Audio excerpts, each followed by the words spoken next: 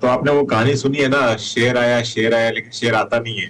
तो यही यही चक्कर होके रखा है वोडाफोन के साथ। और अगर शेयर आ भी जाए तो जहां पे आपका डेट, तो समझ लो कि अगर इतना बड़ा ही 35,000 कुछ भी कुछ नहीं है उस डेट के सामने। तो अगर इतना बड़ा डेट है और अगर थोड़ा बहुत फंडिंग आ जाता है तो क्या फंडामेंटली आपको चेंजेस देखने को मिलेंगे क्या? मुझे डाउट है। हाँ, ये ऐसे होके रखा है कि पेशेंट आईसीयू में है और जब जब लगता है कि पेशेंट मरने वाला हो, आप उसको ऑक्सीजन या जो भी बूस्टर डोज देके आप उसको जिंदा रख रहे हो।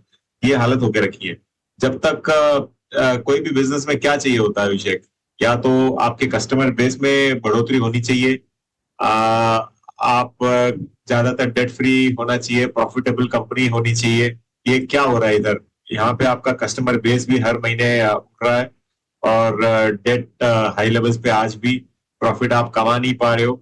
तो इसके कारण मुझे नहीं लगता है कि बहुत फंडामेंटली कुछ है कंपनी में। लेकिन हाँ, लॉन्गर टर्म में बस एक ही उम्मीद है, ये मैं बार बार बोल रहा हूँ कि आगे चल के हो सकता है कि सरकार डेट को इक्विटी में कन्वर्ट करके, क्योंकि सरकार भी नहीं चाहती है कि डुओपोली रहे। तो इसके लिए कंपनी को बचाने के लिए सरकार डेट को इक्विटी में कन्वर्ट करे और फिर एमटीएनएल, बीएसएनएल और वोडाफोन का विलय होके एक सिंगल कंपनी आपको बनती हुई दिखे। तो ये अगर होता है तो हो सकता है कि कंपनी ठीक ठाक करे आगे चल के।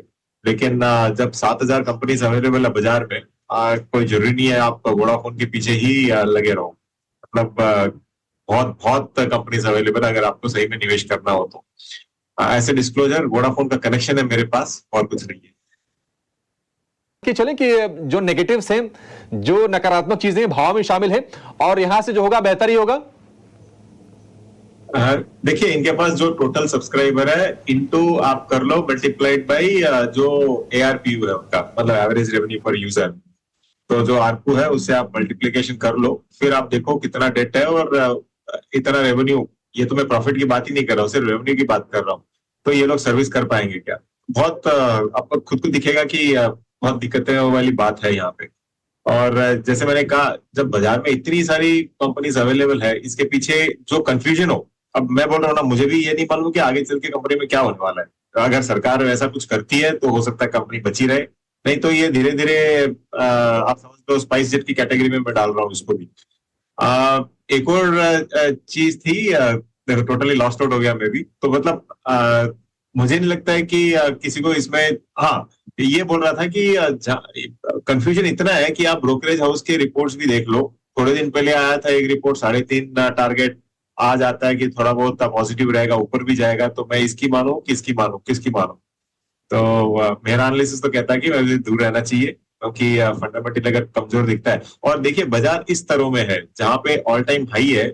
अगर यहाँ पे आपको अगर ये स्टॉक अच्छा नहीं करते हुए दिख रहा है, आगे चल के अगर बाजार में कोई भी करेक्शन आता है तो फिर क्या होगा, ये भी आपको देखना होगा। तो अब मैं कौन सी ब्रोकरेज रिपोर्ट मानूं, आपको बताना पड़ेगा। 3.5 वाली मानूं या फिर ऊपर वाली मानूं?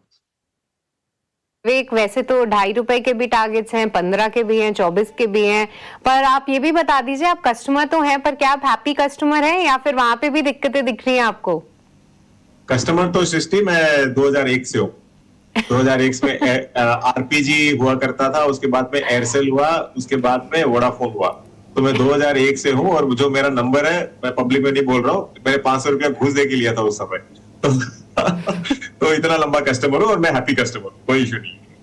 तो चलिए, एटलीस्ट चैनल चेक्स में आपको हम इंक्लूड जरूर करेंगे कि आप एक हैप्पी कस्टमर जरूर हैं। पर जी हाँ, आपने अपना व्यू पॉइंट रखा, और हमने भी आज पूरे दिन के दौरान एक एनालिसिस जरूर रखा था हमारे दर्शकों के सामने।